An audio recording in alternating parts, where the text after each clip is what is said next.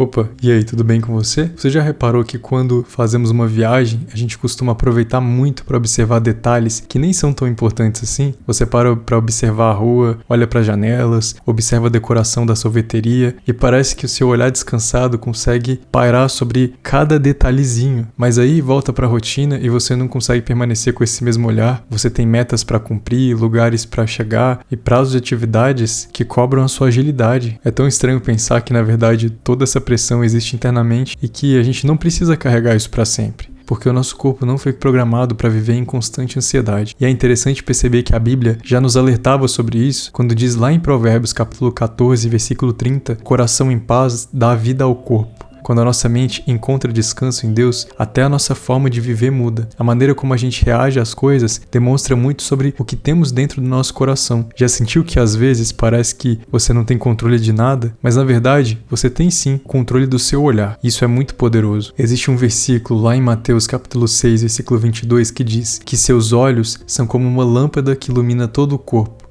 Quando os olhos são bons, todo o corpo se enche de luz, mostrando que a forma como enxergamos a vida influencia tudo dentro de nós. Na época da faculdade teve um período onde eu estava muito desgastado. Eram tantas matérias, professores cobrando muito e pouco tempo para conciliar. E eu comecei a murmurar, dizendo que era difícil demais, que eu não via a hora daquele processo acabar, até que eu cheguei ao meu limite. Eu me sobrecarreguei mentalmente e não estava mais dando conta. Eu decidi trancar a faculdade por um período e nesse tempo pensar se realmente era o que eu queria fazer da minha vida. Só que nesse processo eu entendi uma coisa: Deus não exige que a gente carregue peso sozinhos. Existe um convite de Jesus em Mateus capítulo 11, versículo 28. Venham a mim todos vocês que estão cansados e sobrecarregados, e eu lhes darei descanso. Depois de um período com a mente mais tranquila, eu vivi um dos melhores momentos da minha faculdade. As coisas estressantes, elas continuaram acontecendo, mas eu fui me lembrando e aprendendo a lidar com elas e mudando meu olhar. Eu lembro que eu ia aproveitando o caminho, eu tive a oportunidade nos meus últimos períodos de ir dirigindo até a faculdade, e essa experiência foi muito importante para mim. Eu ia louvando, conversando com Deus, vendo a proteção dele em todas as coisas que eu fazia, porque assim como diz lá em Isaías capítulo 30, versículo 15, vocês só serão salvos se voltarem para mim